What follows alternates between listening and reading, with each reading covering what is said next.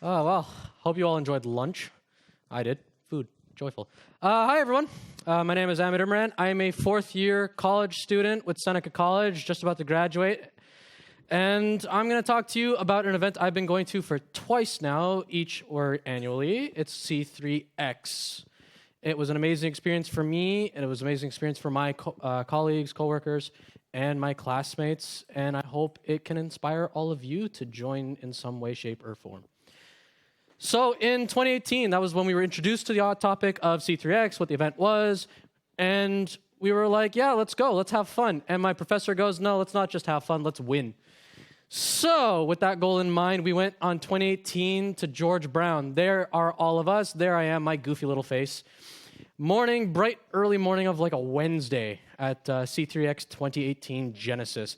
We were a part of the blue team. My role in that team was the higher up management. I talked to the business sector, and I will explain shortly what all of this means. This is all of us in the middle of the room at George Brown with all the PCs having fun and having go. There's my stupid little face again.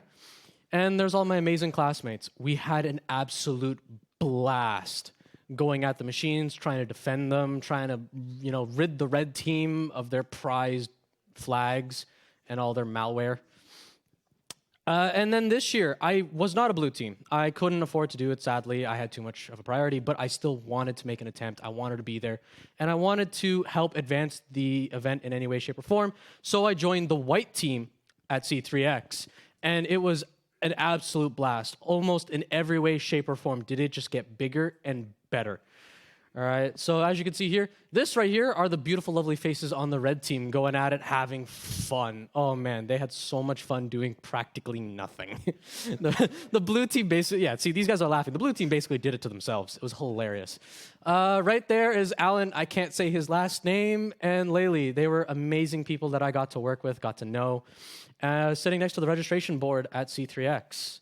And right down there, that is Ben Wells. I'll introduce you who he is in a moment, giving a talk at the very beginning on that bright Saturday morning.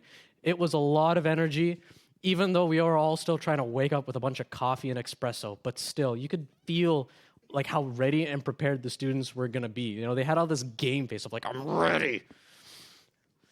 Moving forward, this is throughout the day. So on the second day, I'm going to start off with the top, go to the bottom. This is Cheryl.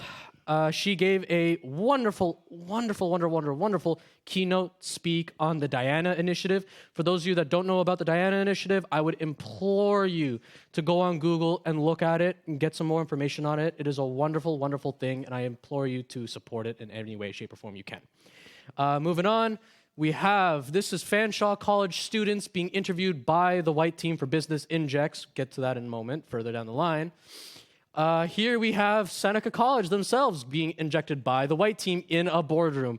You can imagine how scared they were when they walked in and saw a boardroom. Like, oh, we're being interviewed here. Joyful. This is, again, Seneca College going at it, they're not hacking. They're the blue team, so they're going at it, trying to figure out all the vulnerabilities and where they can help fix, where they can find the red team and pull their malware out. This is Sheridan. This is Team Sheridan. And that's a happy face right there. This is Team Sheridan going at it, having fun, doing their own thing. And right there, that's the beautiful man, Lee Kagan, giving a talk, I think on the second day, to the red team of, all right, so here's how we go about today. It was a wonderful, wonderful experience. I can't begin to describe to you people just how amazing the event was on its own. And I hope at the end of this you'll come to understand how amazing it was, and maybe in some way you'll want to enjoy it too. So before I fully continue forward, it's critical to know that what's the difference between this and a regular CTF, because obviously I'm giving it such high praise for a CTF game. What sets this apart from a regular CTF game? Well, a regular capture the flag, it's competition-based. Teams are basically trying to obtain flags. They're trying to test and apply their skills. No one is trying to teach you anything. You have your team of however big. There are a number of other teams however big, and it's you versus them. Get as many flags, get as many points, however way, shape, or form you can. You are the red team. You are the aggressor. You are the attacker. Go at it. Typically, it's a red versus blue exercise. You are usually the red team. Blue team are typically automated, or it's like a preset of generative logs that'll just traverse through the network on a period of time. So what is C3x? So the Canadian Collegiate Cyber Exercise. 3C's and an X. It took me 2 years before I found that joke. All right. So it is a game, but it's also geared towards being educational as opposed to the original CTFs, which are purely test your skill, go at the competition. You learn and then apply your skill rather than test your skills and see what other skills you can use. So it's a bit different. And like I have in asterisk there, it's a special red versus blue team exercise because the blue team are all students. They're not an automated system, right? It's no preset generated logs flowing through, no automated machine trying to find your malware and all that. No, none of that. These are actual college students like myself in 2018 going at it, trying to find a team of, and I'm not joking, a team of professional red teamers. You know, these are people that have been in the game for about 10 to 20, you name it. They know their malware. They know how to hack. They know how to turn your computer inside out faster than you can blink. And they're attacking students who can barely, I struggle to turn on a PC, all right? You know, that's a bit stacked. Thanks, guys. And the white team, this is actually the amazing part. The white team are not, again, automated. They're not some random noise flowing through the traffic. They are actual mentors. They are actual industry professionals. They are actual volunteers there to assist the blue team however they can. And that's what actually sets these games apart, right? So I accidentally moved it forward. Yeah. So that's what sets us apart is that the white team doesn't just sit there in the back watching and hoping that you succeed. In a traditional CTF, they have to keep their mouths shut. Not in this case. They get to actually come up to the students, help them out. If a student can't figure out what they're doing wrong, you have that beautiful, amazing mentor to sit there and say, hey, this is what you're trying to do. This is what you're doing wrong. Let's see if we can teach you the correct method. And you wouldn't get that in a regular CTF game, right? And that's just the amazing beauty of it. Now, moving forward, now you get to see the slide. What sets apart Genesis from Red Forest? C3x 2018 versus C3x 2019. Now, I hope you remember earlier, I said it was a massive leap. And it was. Because the C3x 2018 Genesis format, it was hosted at George Brown College, and each team had to compete on a separate day. Sadly, at George Brown, they didn't have the room to do any of the, all the people at once. They only had 2 rooms available for us. Sure, it was a complete lab kit, but you can't host almost 100 people in 2 rooms. That's just not going to work, not at George Brown like that. So each team was on their own separate day. I think we were on Wednesday. It was a full day event, 10 a.m. to 6 p.m., and the whole event, again, lasted a week. So the first 3 days were the 3 competitors, Seneca, Sheridan, and George Brown. Then it would take Lee and whoever else to compile all the notes and everything, shut down the infrastructure, and it would, it was like a whole week's event, basically. There was also no formal breaks. Hourly business injects and computers were VM provided by the event. So what do I mean by this? Well, first of all, the event, and this is what's amazing about it, it simulates the business, right? You at your business, at your workplace, I would assume so, at least for me, we're never told, all right, it's 12 p.m., go get lunch. Don't stay here. I don't want you here, go get your food. No, you're never told that. You have a job to do, you do your job. When you have your break, you go take your break. You go take your lunch at your own leisure, at your own time, your own pace. And these guys wanted to simulate that business environment because that's the whole point of the game, is to simulate the business. So that's what they did. They didn't tell us, hey, go take your lunch now. It's whenever you guys feel like it. Have your food, right? Hourly business injects and updates. So in 2018, these guys had basically told us, all right, every hour, send 2 of your team members to a special boardroom. And in that boardroom, they would sit down in front of a panel of white team people who, all of which had smiles on their face when I met them, and now they had grizzled war veteran faces on. It scared the crap out of me. So in that meeting, it's basically exactly how you would assume it is. You have the security division talking with the higher up business management. All right, we were told our business was hacked. How are you fixing this? How do you want to fix this? What are you doing? Make us happy. Stop letting us be scared. That's what's the whole point to this. And it's critical in a couple of aspects because we're always told, hey, the white team, the white people, they never know what we're talking about. We need to figure out a way to talk to them, right? You need to talk to them less. You need to figure out, dumb it down, so they can understand. How are we supposed to have that opportunity to figure that bit out? Do you want to actually do that in the middle of your co-op in front of a vendor? What if it's a critical vendor? You're not going to test it out. And that's another beauty about this event. It gives you such a nice sandbox. When I sat down and I made the mistake of saying the word I think, wonderful, wonderful man, had a nice trimmed beard, smile all day long. Then when he sat in the middle of the event, oh man, I got torn in two. He goes, you think? I go, yeah. He goes, what do you mean you think? So you don't know? What's happening? Are we getting hacked? Are we in trouble? What's going on? Is everything okay? Do I need to fire you and hire someone else? What's happening? You know, it's like pee-wee little me. What the hell is happening right now? You know, you can't afford something like that out in the real world. That's the beauty of this event. And computers were VMs provided by the event. Obviously, it's exactly as it says. We didn't bring our own computers. Well, we could, but we had George Brown's computer labs. They had VMs set up on the network to do everything they needed. We didn't have to bring in our own machines if we didn't want to. Awesome. So what's different about C3x 2018 versus C3x 2019? Well, like I said, 2018 was a full week. You had the full week. You had the 3 days of the competitors, then you had the 2 days of them compiling their scores, and then the 1 day of them telling us. Not this case. 2-day event, Saturday and a Sunday. Beautiful. All right? This was hosted at Trend Micro's office. Beautiful, lovely office on Snooker Street. I loved it. All team members participated at the same time. Quite literally the same. I'm not joking. Right? If we go back to those pictures, you saw Seneca College and George Brown in their little cubicle sections. Right? It was a section of 4. You had Fanshawe, you'd have Seneca, George Brown, Sheridan. All teams went at it together at the same time. And amazingly, these guys had segregated all the networks. And you think, oh, well, that should be expected. It's a lot harder than you think. Trust me on this one.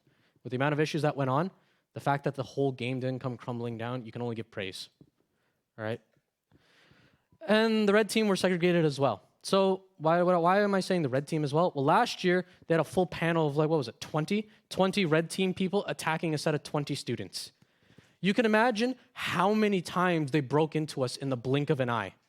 Like, we didn't even get through the morning talk without him going, oh, by the way, I know I've been only talking for about 30 seconds, but you guys have probably already been broken into. Lo and behold, as we turn on the machine, oh, already 5 events have occurred.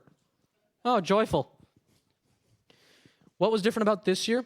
They segregated themselves out. So they had dedicated teams of about 4 people. Each team was designated a college. You're taking college A, you're taking college B, you're taking college C, right? You attack that college however your team deems it necessary, right? And that was nice. Meant that, we weren't getting hacked quite immediately. So there were no formal breaks. Makes sense. The whole point of this game is to simulate the business. They want to try and give students that opportunity to see, hey, this is what you're going to experience. So, of course, no formal breaks. Now, last year's, we had every hour. We had to produce results every hour. They did it a bit different this time. Because the event lasted 2 days, they spread it out a bit more. So every 2 to 3 hours, you would hopefully have business injects. And I say hopefully because depending on what the students had said in the middle of the business injects, would they have either increased the time, said, hey, we will come to you instead, and when we have an event, and then we will talk to you, because otherwise you're just annoying us, we're annoying you, we don't want to have this.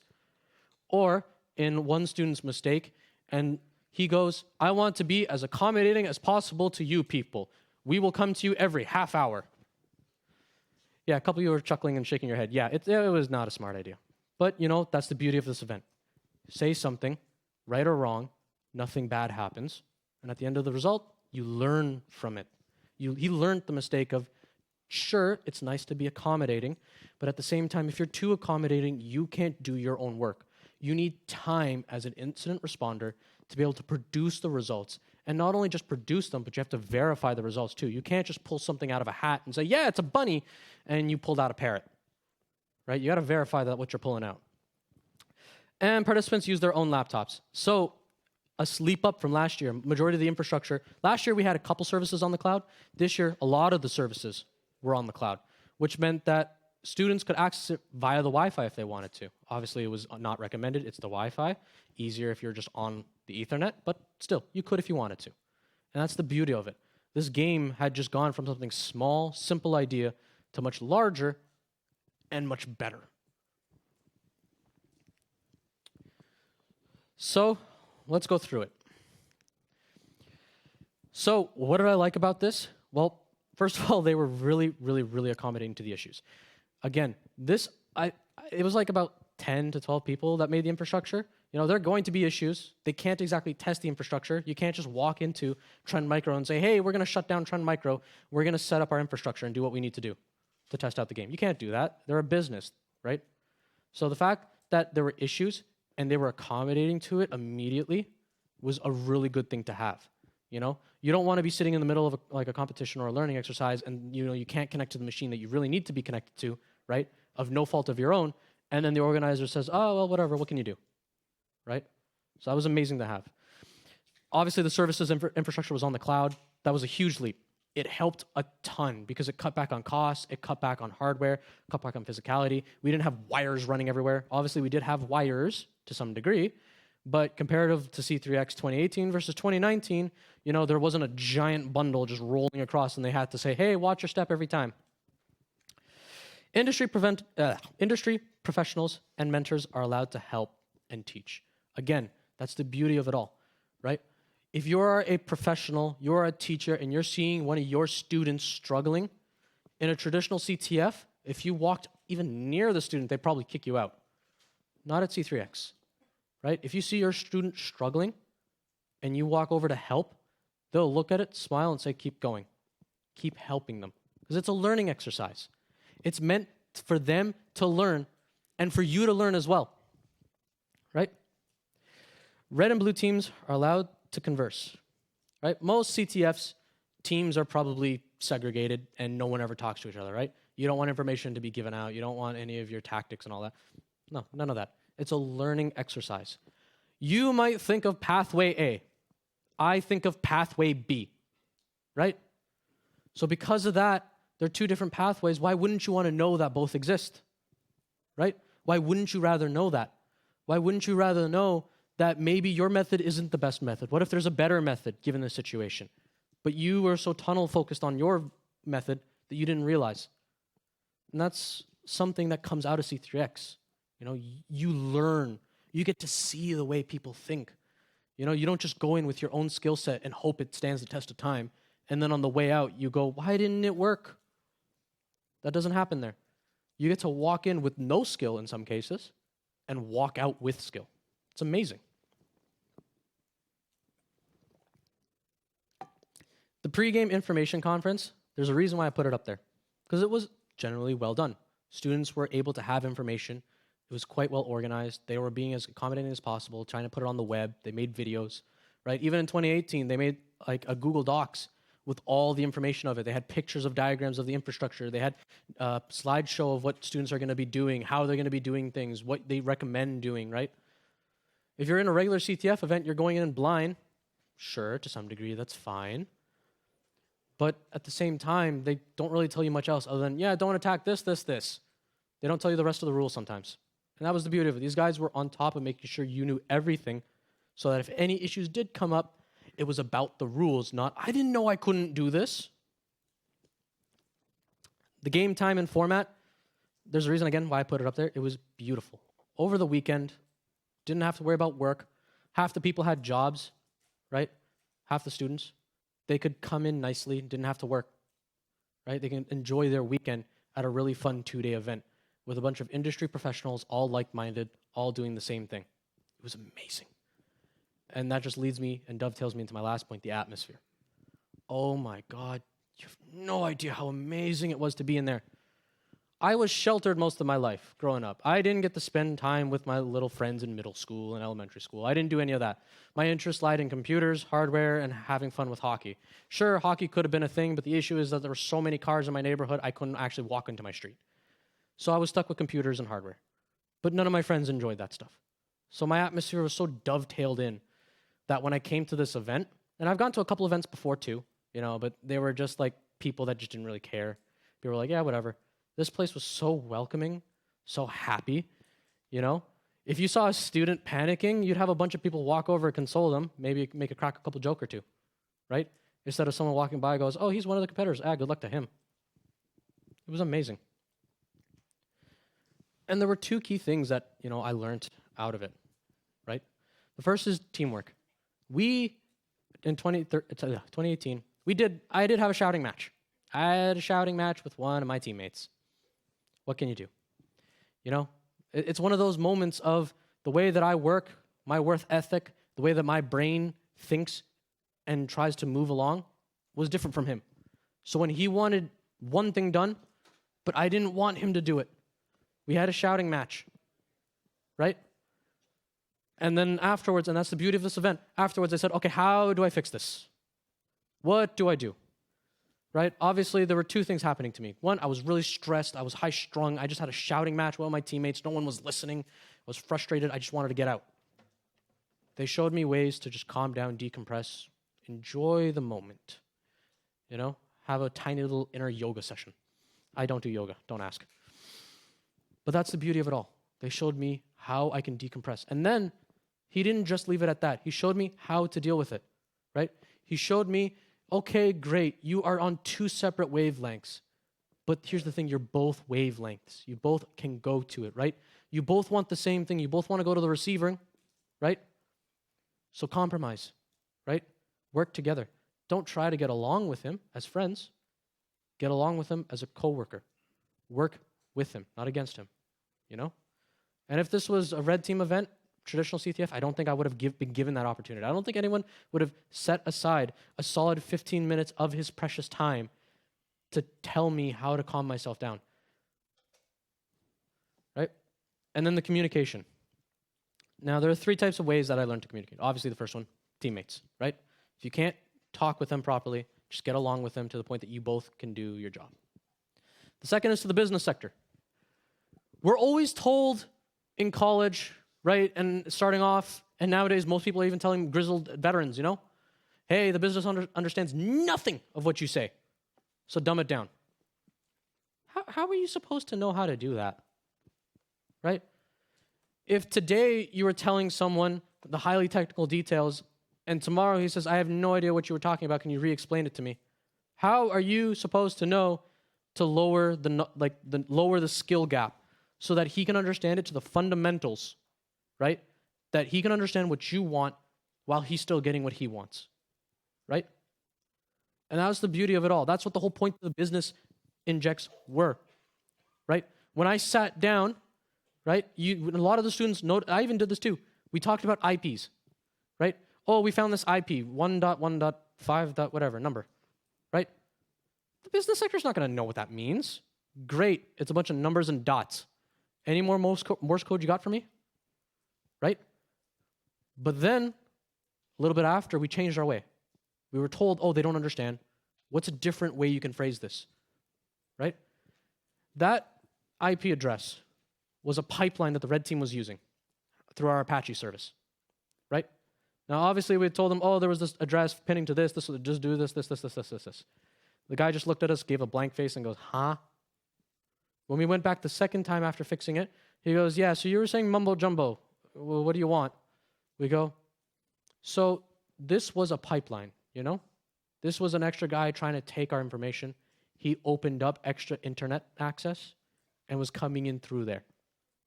Oh, okay. So what did you do?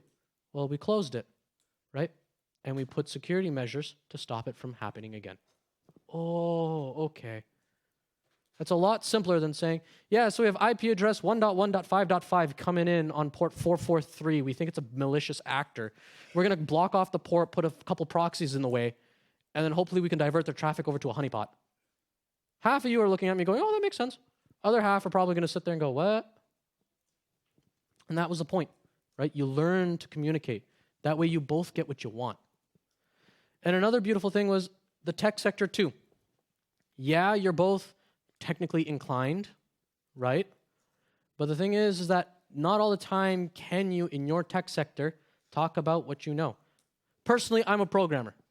If you come up to me about Python or Java or C++ or C#, right, or PowerShell, and you start talking, I'm going to get you. I'm going to understand completely. I'm going to love it, and I'm going to want to keep going. But if you came to me about a Cisco router and tried to tell me how the Cisco router works, I'm going to want to chuck it out the window. I don't understand networking, right? And that's the thing. even though you're two separate pieces on the network, you still learn to talk with someone of the business sector. You can use specific phrases such as honeypot, port 443, right? IP address. I can use that and they'll still understand while not going so technical into security that they'll lose me. Again, this was a large opportunity for students and professionals to interact with each other, and it was beautiful, you know? If you're in a traditional CTF, they can't interact with each other because they're not allowed. They're supposed to test their knowledge. They're not supposed to learn. Whereas here, they're allowed to learn. They're allowed to learn mistakes, like not push their GPO policy to the absolute max and break everything. Right, Adam? Promised you I'd give you a shout out. And another thing I noticed too, and a lot of people did too, it's such a quick transfer of skill sets, right? It's one thing to be told how you should red team. It's another when you get to sit there and simulate it, right? When you get to simulate in that environment as a blue team, you get to do that. It was much easier to transfer that skill set over into the workplace than it is to try and get it out of college.